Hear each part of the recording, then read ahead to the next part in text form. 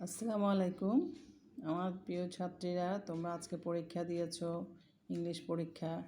সবার থেকে শুনলাম ভালো হয়েছে, কেউ বলছো আবার সমস্যা করছে, ফুল আনসার করতে পারো না নেটের কারণে। তো যাই হোক, এটা নিয়ে চিন্তার কোনো কারণ নাই। তোমরা আগামীতে যেন ভালো করে দিতে পারো সেটাই খেয়াল করো। আজকে যে সমস্যাগুলো তোমাদের তৈরি হয়েছে সেটা যেন আগামীতে না হয়, তোমরা ওইভাবে প্রিপারেশান নিয়ে নেবে। তো যাই হোক, আমি তোমাদের গত ক্লাসে পড়িয়েছিলাম খাদ্যের প্রয়োজনীয়তা। যেমন মনে আছে কি কি বলেছিলাম? বৃদ্ধি সাধন, ক্ষয়পূরণ, দেহের তাপ উৎপাদন, দেহে সুস্থ হয়ে, এগুলো মনে আছে? আচ্ছা, যাই হোক, তাহলে এখন আজকে আমি পড়াবো তোমাদের খাদ্য ও পুষ্টি শিক্ষার গুরুত্ব। এটা আজকে পড়াবো। আসলে আমাদের দেশে কিন্তু সবচেয়ে বড় একটা সমস্যা হচ্ছে, কি সমস্যা? আমাদের সবচেয়ে বড় যেটা সমস্যা সেটা হচ্ছে যে পুষ্টি সমস্যা। একটা মারাত্মক সমস্যা এটা। এটার কারণটা কি? এটার কারণ হচ্ছে যে সবার এই ব্যাপারে কোনো ধারণা নাই। কী ব্যাপারে? পুষ্টি জ্ঞান সম্বন্ধে সঠিক ধারণা না থাকার কারণেই কিন্তু এই সমস্যাটা সৃষ্টি হচ্ছে। প্রত্যেকের পুষ্টি সম্পর্কে সচেতন হতে হবে, ধারণাটা সঠিক থাকতে হবে। আচ্ছা, তো ঢাকা বিশ্ববিদ্যালয়ে একটা জরিপে দেখা গেছে, মানে এই যে পুষ্টিজ্ঞান বা সুষম খাদ্য সম্বন্ধে সবাইকে সচেতন হতে হবে, ধারণা না থাকলে তাদের কি হচ্ছে, সেজন্যই কিন্তু আমাদের এই অপুষ্টির শিকার হচ্ছে আমরা। ঢাকা বিশ্ববিদ্যালয়ে একটা জরিপে দেখা গেছে জনসংখ্যার 0.8 মিলিয়ন লোক রাতকানা রোগে ভুগছে। রাতকানা রোগটা কি সেটা আমি পরবর্তীতে, আমরা কোন ভিটামিনের অভাবে কী রোগ হচ্ছে, প্রতিকার যখন পড়বো তখন আমরা জানতে পারবো। তবে আমরা প্রাথমিকভাবে জানি যে ভিটামিন এর অভাব হলে চোখের মধ্যে সমস্যা হয়। ভিটামিন এর অভাবেই কিন্তু রাতকানা রোগটা হয়ে থাকে, চোখের সমস্যা হয়। তোমাদের মোটামুটি ব্যাপারে রাতকানা রোগের অনেকেরই কিছুটা ধারণা আছে। 12% লোকের গলগণ্ড হচ্ছে। গলগণ্ডটাও কি? গলগণ্ডটা হচ্ছে গলার সামনে ফুলে যায়। এটা আয়োডিনের অভাবে আমরা কিন্তু সবাই এখন প্রতি ঘরে কিন্তু আমরা আয়োডিন লবণ খাচ্ছি। এছাড়া আমরা যেহেতু চিটাগাংয়ে বাস করছি, চিটাগাংয়ের মধ্যে কিন্তু আমাদের সামুদ্রিক মাছ বেশি পাওয়া যায়। সামুদ্রিক মাছ খেলেও কিন্তু আমাদের গলগণ্ড রোগটা হয় না। যেমন লইট্টা মাছ সামুদ্রিক মাছের মধ্যে একটা প্রধান, তারপর আরও অনেক রকম মাছ আছে, এগুলো খেলেও কিন্তু এই আয়োডিন রোগটা হয় না। আয়োডিনের অভাবেই কিন্তু আমাদের গলগণ্ড রোগ হচ্ছে। তারপর আসছে 82% শিশু রক্তে হিমোগ্লোবিন ঘাটতি এবং রক্তশূন্যতায় ভুগছে। 82%, চিন্তা করে দেখো যে কতটুক, মানে এত বেশি রক্তশূন্যতার কারণেই কিন্তু শিশুদের কি হচ্ছে, এই মৃত্যুর হারটাও বেড়ে যাচ্ছে। এবং এই বাচ্চাদের প্রায় 5 থেকে 14 বছর বয়সী ছেলেমেয়েদের মধ্যেও কী হচ্ছে, 11%-এর ঠোঁটের কোনায় ঘা, জটিলতা। এটা কিন্তু শিশুদের ছাড়াও তোমাদের অনেকেই দেখবা ঠোঁটের পাশে ঘা হয়ে থাকে। তো এগুলো কি হচ্ছে, এগুলো সম্পর্কে আমাদের প্রত্যেকেরই একটা ধারণা থাকতে হবে। আমরা জানি না দেখে এটা যে খালি মানে শিক্ষিতর মধ্যেও কিন্তু এ ধরনের হয়ে থাকে, মানে অজ্ঞতার কারণ হয়ে থাকে। কারণ সবাই যে এই ব্যাপারে জানে তা না, তাই না? সবারই কি ধারণা থাকলে, তোমরা যেমন এখন এই চ্যাপ্টারটা পড়ার পরে তোমরা কিন্তু অনেক কিছু মানে তোমাদের ক্লিয়ার হয়ে যাবে। তোমরা অনেকে কী করো, খাও না, কম খাও, মোটা হয়ে যাবে। আসলে না, কোন খাবারে কতটুকু, আমরা কিন্তু এর পরবর্তীতে ক্যালোরি চ্যাপ্টারে চলে যাব। কার কতটুকু দৈনিক ক্যালোরি দরকার, ডায়াবেটিস সব কিছু আমরা জানতে পারবো। তাই সেটাই আমাদের এই জটিল মারাত্মক পুষ্টি পরিস্থিতি সমাধানের জন্যই আমাদের খাদ্য পুষ্টি শিক্ষার গুরুত্বটা অপরিসীম। মানে আমাদের এই রোগগুলোর থেকে আমাদের কি রেহাই পাওয়ার জন্য, মারাত্মক পুষ্টির থেকে পরিস্থিতি সমাধানের জন্য আমাদের প্রত্যেকেরই কিন্তু খাদ্য পুষ্টি শিক্ষার প্রয়োজন। পুষ্টি শিক্ষার জ্ঞানটা একদম জানতেই হবে, না জানলেই কিন্তু এই সমস্যাটা দূর হবে না। তাহলে আসা যাক, আমাদের প্রথমে আমাদের এই খাদ্যের উপাদান উৎস, অভাবজনিত অবস্থা সম্পর্কে আমাদের কী কী ধারণা দেয়। খাদ্যের মধ্যে কিন্তু আমাদের কী হচ্ছে, কোন খাবারে কতটুকু কী পরিমাণ ভিটামিন আছে, ক্যালোরি আছে, সে সম্বন্ধে আমরা জানবো। খাদ্যের কয়টি উপাদান 6টি উপাদান। এই 6টি উপাদান থেকে আমাদের দৈনিক কতটুকু আমাদের প্রয়োজন, চাহিদা কতটুকু দিতে, সেই সম্পর্কে আমাদের পুষ্টি শিক্ষার মাধ্যমেই কিন্তু আমরা জানতে পারবো। খাদ্যের কোন উৎস থেকে আমরা খাদ্যটা পাচ্ছি, কোন খাবার থেকে পাচ্ছি, কোন খাবারে কী অভাব হলে কী হবে। যেমন একটু আগে তোমাদের আমি বললাম যে কি রাতকানা রোগটা কিসের অভাবে হচ্ছে, গলগণ্ড রোগটা কিসের, এগুলো সব কিছু আমরা জানতে পারবো। এরপরে যেটা আসতেছে আমাদের, সেটা হচ্ছে যে খাদ্য পরিপাক ও শোষণ সম্পর্কে ধারণা। খাদ্য পরিপাক ও শোষণ সম্পর্কে ধারণা। এটা কি? এটা হচ্ছে পরিপাকতন্ত্রের বিভিন্ন অংশ, খাদ্যের পরিপাক শোষণ সম্পর্কে ধারণা থাকতে হবে এবং সঠিক খাদ্যটাও গ্রহণ সচেতন হতে হবে। আমরা যে খাচ্ছি, মুখে দিয়ে যাচ্ছে, মুখের পথে, এটা আমরা কিন্তু পরিপাকতন্ত্র একটা চ্যাপ্টার আছে আমাদের, ওটা যখন পড়বো তোমাদের আরও ক্লিয়ার হয়ে যাবে। এটাই এখানে বোঝাচ্ছে যে আমরা যে খাদ্য পরিপাক ও শোষণ সম্পর্কে ধারণাটা থাকতে হবে। এটা মানবদেহে পরিপাকতন্ত্র আমি পড়াবো, তখন তোমাদের জিনিসটা আরও ক্লিয়ার হয়ে যাবে। এরপরে যেটা আসতেছে আমাদের পুষ্টি চাহিদা নির্ণয়। বয়স, শারীরিক অবস্থা, পুষ্টি চাহিদা নির্ণয়। বয়স, শারীরিক অবস্থা, তারপরে তোমার ছেলে মেয়ের আলাদা আলাদা, মেয়েদের যতটুকু দরকার ছেলেদের বেশি দরকার মেয়েদের চাইতে, প্রত্যেকের তারতম্য ঘটে কিছুটা। সুতরাং পুষ্টির চাহিদা নির্ণয় করার সময় আমাদের সুষম খাদ্যের ব্যবস্থা অবশ্যই রাখতে হবে। এবং এটা কিসের থেকে? পুষ্টি শিক্ষার মাধ্যমে আমরা এই পুষ্টি কতটুকু কার্যকর এটা জানবো যখন, তখনই আমরা কিন্তু এই ব্যবস্থাটা গ্রহণ করতে পারবো। এরপরে যেটা আসতেছে আমাদের কোনটা? এরপরে হচ্ছে আমাদের প্রয়োজনীয় পুষ্টিকর খাদ্য নির্বাচন ও সঠিক পদ্ধতিতে খাদ্য গ্রহণ। আচ্ছা, প্রয়োজনীয় তোমরা কিন্তু এই জিনিসগুলো যখনই বলতেছে, দেখতেছো, বুঝতে পারছো। প্রয়োজনীয় পুষ্টিকর খাদ্য নির্বাচন, যতটুকু যার দরকার সেটা আমার যেন পুষ্টিকর খাবার হবে এবং সঠিক পদ্ধতিতে গ্রহণ করতে হবে, সঠিক নিয়মের মধ্যে আমাকে সেটা জানতে হবে। যেমন খাদ্য, পুষ্টি, স্বাস্থ্য একদম একটার সাথে একটা কিন্তু জড়িত। খাবারের সাথে পুষ্টিটা, স্বাস্থ্য কিন্তু একসাথে জড়িত। পুষ্টিকর খাবার ছাড়া ভালো স্বাস্থ্য আশা করতে পারি না আমরা। এখন তোমার শরীরে ভিটামিনের অভাব, তুমি যদি ভিটামিন জাতীয় খাবার না খেয়ে অন্য খাবার খাও যেটা তোমার শরীরের জন্য প্রয়োজন, সেটা না খেয়ে আমি অপ্রয়োজনীয় খাবার খেয়ে পেট ভরলাম, মুড়ি খেলাম, এই ঝাল নাস্তা, সিঙ্গারা, ডাল, এগুলো খেলে তোমার হবে না। তোমাকে প্রয়োজনীয় তোমার ভিটামিন জাতীয় খাবার খেতে হবে এবং তোমার শরীরে যেটা প্রয়োজন, পুষ্টির চাহিদা পূরণ করতে হবে, সেইভাবেই তোমাকে পুষ্টিকর খাবার খেতে হবে। এরপরে যেটা আসতেছে, কম দামে অধিক পুষ্টিকর খাদ্য চেনা।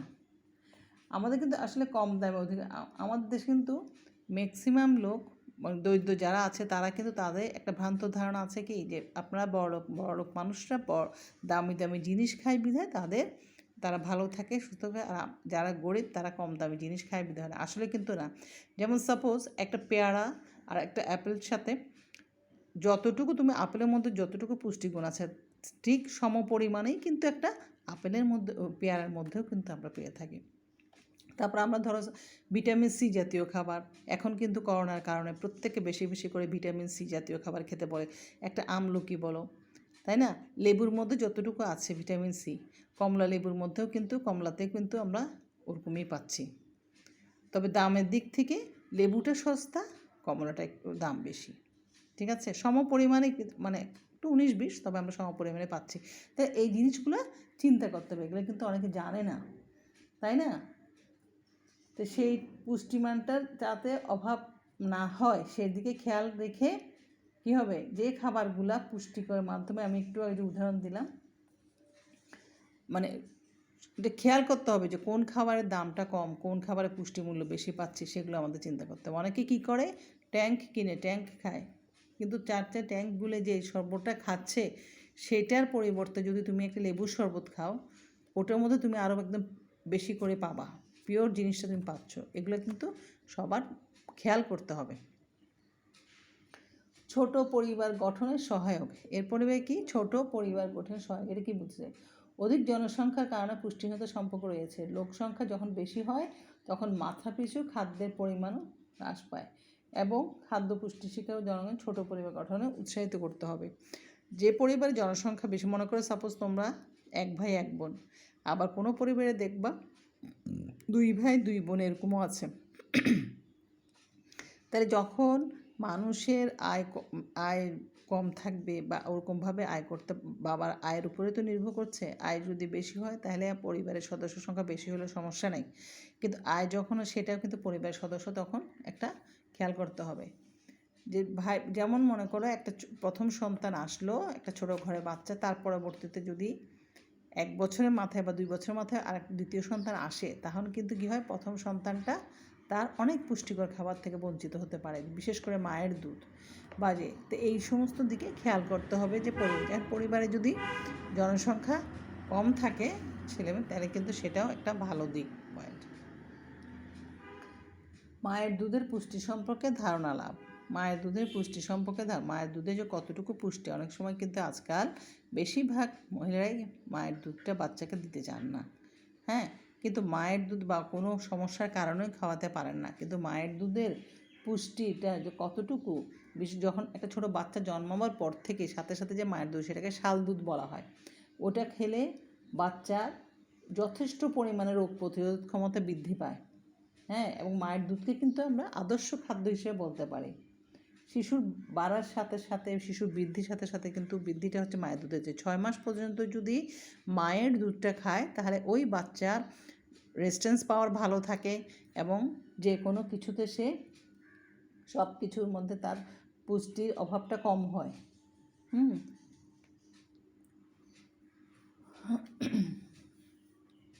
এবং এই মার দুধ শিশুর একটা অধিকার হিসেবেই বলতে পারি আমরা।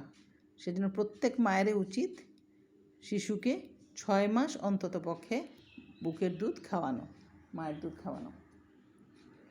এরপর আসতেছে কি, এরপর আসতেছে পথ্য পরিকল্পনা। পথ্য পরিকল্পনা কি, খাদ্য ও পুষ্টি শিক্ষার মাধ্যমে রোগের বিভিন্ন রকম রোগ হচ্ছে, এই রোগের সময় পথ্য পরিকল্পনাটা সম্বন্ধে একটা ধারণা থাকতে হবে। এবং যদি এটা ধারণা থাকে তাহলে খুব সহজেই কিন্তু রোগটার থেকে রেহাই পাওয়া যাবে। যেমন অনেকে যদি হঠাৎ মনে করে ডায়রিয়া হচ্ছে, হ্যাঁ, বা ডায়াবেটিসের রুগী বা হার্টের রুগী, এই সম্বন্ধে যদি ওই অনুযায়ী যদি তাকে খাওয়াটা না দেওয়া হয়, পথ্য তৈরি না করে প্রথমে খাওয়া, তাহলে কিন্তু তার কি অসুখটা ভালো হবে না সহজে, এবং সেটা আরও বাড়তে থাকবে। বা সেজন্য ওইটাও কিন্তু একটা ধারণা থাকতে হবে। আমি তোমাদের প্রায় বলছি, ক্লাসেও বলি যে আমাদের আজকাল প্রতি ঘরে ঘরেই কিন্তু ডায়াবেটিস রোগী আছে, হার্টের পেশেন্ট আছে। এদের কিন্তু খাওয়াটা আমাদের সাধারণ মানুষের মতো খাওয়া না, তাদের খাওয়ার মধ্যে কিছুটা বাছাই করে খেতে হবে। আমরা এর পরবর্তীতেই পড়বো কার্বোহাইড্রেট জাতীয় খাবার। এগুলো কি, সেটা একটা পথ্য পরিকল্পনাটা তোমাদের কিন্তু প্র্যাকটিক্যালও থাকবে, যে ডায়াবেটিস রোগীর পথ্য পরিকল্পনা করো, বা হৃদরোগের পথ্য পরিকল্পনা করো, এরকম বিভিন্ন কয়েকটা দিবে তোমাদের, এটা আমি পড়াবো তোমাদের। এগুলো পথ্য পরিকল্পনা। রোগ সংক্রমণের সাথে অপুষ্টি সম্পর্ক। রোগ সংক্রমণের সাথে অপুষ্টির সম্পর্ক। আচ্ছা, রোগ সংক্রমণের সাথে অপুষ্টির সম্পর্কটা কি বোঝাচ্ছে? পরিষ্কার পরিচ্ছন্নতাও কিন্তু একটা কি ব্যাপার আছে রোগের। অপরিষ্কার একটা তোমার ময়লা জায়গায় অপরিষ্কার ইয়েতে বাস করলে অসুখটাও কিন্তু বেশি হয়। এবং সুস্থ ব্যক্তিরাও কিন্তু কি হয়, অপরিষ্কার জায়গায় থাকলে, অপরিচ্ছন্ন খাবার খেলে, হ্যাঁ, সেটার থেকে ডায়রিয়া হতে পারে। ডায়রিয়া, আমশা, কলেরা, এগুলা, যক্ষা, তারপর কৃমি, এগুলো কিন্তু হতে পারে। সেই জন্য যাতে, এবং যখন এই সমস্ত রোগ হয় তখন শরীর থেকে কিন্তু প্রচুর পরিমাণে পুষ্টি বের হয়ে যায়। এই জন্য খেয়াল করতে হবে এবং আমাদের সবসময় পরিষ্কার পরিচ্ছন্নতার সাথে থাকতে হবে, বিশুদ্ধ পানি পান করতে হবে, হ্যাঁ, সুন্দর পরিবেশে খেয়াল করতে হবে। মোট কথা আমাদের সবচেয়ে বেশি যেটা প্রধান, যে রোগের সংক্রামক থেকে হচ্ছে অপুষ্টির শিকার, তাহলে আমাকে সবসময় পরিষ্কারভাবে থেকে খাওয়া দাওয়া ওইভাবে করতে হবে যাতে আমি আমার সংক্রামক রোগ থেকে রেহাই পাই। এবং খাদ্য সংক্রান্ত, এরপরটা কি, খাদ্য সংক্রান্ত বিভিন্ন কুসংস্কার ভ্রান্ত ধারণা। আসলে কিন্তু এই খাদ্য সম্পর্কে অনেকে, বিশেষ করে গ্রাম অঞ্চলে বা আগের দিনে কী করতো, মানে ইয়েরা মুরব্বীরা কী করতো, বউদের হয়তো সন্তান হচ্ছে তখন বেশি করে খেতে দিত না, বাচ্চা হওয়ার আগে বলতো বাচ্চার জন্য অসুবিধা হবে। হ্যাঁ, তারপরে মনে করো কলা খেলে শিশুর কৃমি হবে, ডিম খেলে হজম হবে না। হ্যাঁ, অথচ শিশুর বৃদ্ধি বা বিকাশের জন্য কিন্তু এগুলো বেশি দরকার। বুঝলেন? তারপর গর্ভবতী মাকে যেমন কম খেতে দিই, যেটা একটু আগে বললাম। তো এই ধরনের কুসংস্কার থেকে আমাদের জানতে হবে, ভ্রান্ত ধারণাগুলো ত্যাগ করতে হবে, তাহলে পুষ্টিহীনতার এগুলোই কিন্তু আরেকটা অন্যতম কারণ। বাচ্চা হওয়ার সময় মাকে বেশি বেশি খেতে হবে, ওই সময় যদি কম খায় তাহলে তো আর বাচ্চার পুষ্টিটা ঠিকমতো বৃদ্ধি পাবে না। একটা সন্তান, একটা বাচ্চা কিন্তু মায়ের গর্ভ থেকেই খাওয়াটা শিখে আসে, তার পুষ্টিটা মায়ের গর্ভ থেকেই পেয়ে থাকে। তাহলে তখন যদি সে ঠিকমতো না খায়, তাকে খেতে দেওয়া না হয়, তাহলে সেই বাচ্চাটাও অপুষ্টির শিকার হবে। এগুলোর থেকেও আমাদের খেয়াল করতে হবে। এবং প্রয়োজনীয় পুষ্টির অভাবে, হ্যাঁ, প্রোটিন, ক্যালোরি, পুষ্টি এগুলোর অভাবে এই যে একটু আগে আমি বলছি রাতকানা রোগ, গলগণ্ড রোগ, এগুলো কিন্তু হওয়ার সম্ভাবনা থাকে। ছোটোবেলার থেকে এগুলোর দিকে খেয়াল করতে হবে। ঠিক আছে? আচ্ছা, এরপরে যেটা আসতেছে যে এই স্বাস্থ্য রক্ষার সাথে পুষ্টি, যেটা যে আমরা অনেক সময় মনে করি যে আল্লাহ ও কী সুন্দর মোটা স্বাস্থ্য, বা বাচ্চারা কী সুন্দর মোটা সোটা, আরেকটা বাচ্চাকে দেখলাম আর মনে হয় আল্লাহ ওই বাচ্চাটা শুকনা। দুটো বাচ্চা পাশাপাশি, একই বছরের দুটো বাচ্চাকে যদি আমরা পাশাপাশি রাখি, দেখা যায় একটা বাচ্চা খুব মোটা, আরেকটা বাচ্চা খুব চিকন পাতলা। কিন্তু এইটা কোনো ব্যাপার না, মার মধ্যে হতে লাগে যে আমার বাচ্চারা শুকনো, আসলে না। এই পাতলা বা মোটার আসল হচ্ছে তার স্বাস্থ্যটা বিচার করতে হবে। সে সুস্বাস্থ্যের অধিকারী হতে হলে, সুস্বাস্থ্যে কী, তার ফিটনেস থাকতে হবে, সে ভালো, সে শর্ট করে অসুখ হচ্ছে না, এগুলো খেয়ালতে হবে। তাই কি, সে যেন অধিক পরিশ্রমের ক্ষমতা রাখে এবং মন সবসময় আনন্দে থাকে, হাসি খুশি থাকে। ওজন ঠিকঠাক রাখতে হবে, রোগ প্রতিরোধ ক্ষমতা বৃদ্ধি করতে হবে, যেন হঠাৎ করে সে সহজেই যেন অসুস্থ হয়ে না যায়।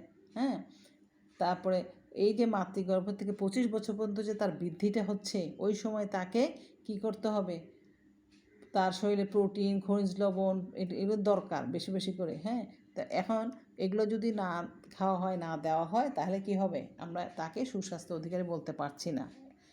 একটা বাচ্চা, একটা মানুষ সব সময় তার খেয়াল রাখতে হবে, সেই জন্য সব কিছুতে সুন্দরভাবে পরিস্থিতিতে অ্যাডজাস্ট করতে পারে, খুব সহজেই। যেন হয়তো দৌড়াচ্ছে, হঠাৎ করে পড়ে গেল, আবার কী হচ্ছে, একটুতেই ঠান্ডা লেগে যাচ্ছে। তো এগুলোর দিকে খেয়াল করতে হবে।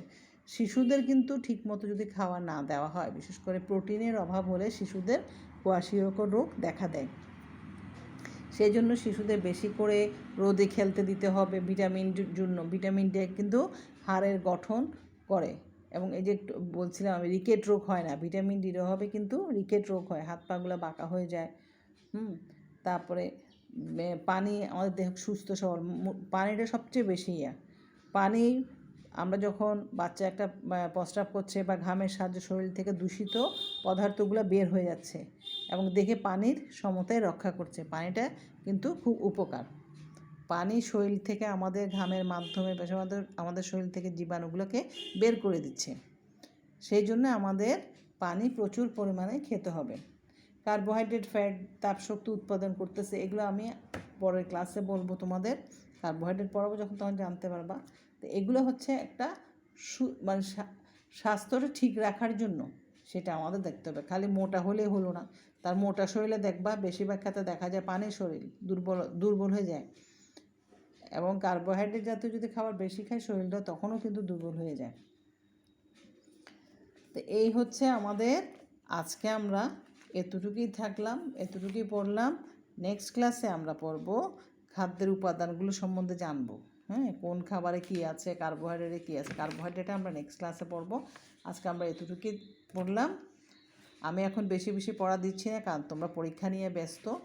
পরীক্ষার পরে আমরা মোটামুটি তো তোমার মেয়েরা, তোমরা কিন্তু এই অধ্যায়টা ভালো করে যদি না জানো, এই অধ্যায়ের থেকে কিন্তু পরবর্তীতে আমরা আরও খুঁটিনাটি বিষয় জানবো, তখন তোমাদের কাছে জিনিসটা কঠিন লাগবে। যেটা আমি একটু আগে বললাম যে আমরা পরিপাকতন্ত্র, মানবদেহের পরিপাকতন্ত্র পড়বো, তখন কিন্তু তুমি কিছু বুঝবা না যে কোন জায়গায় কী বলছি আমি।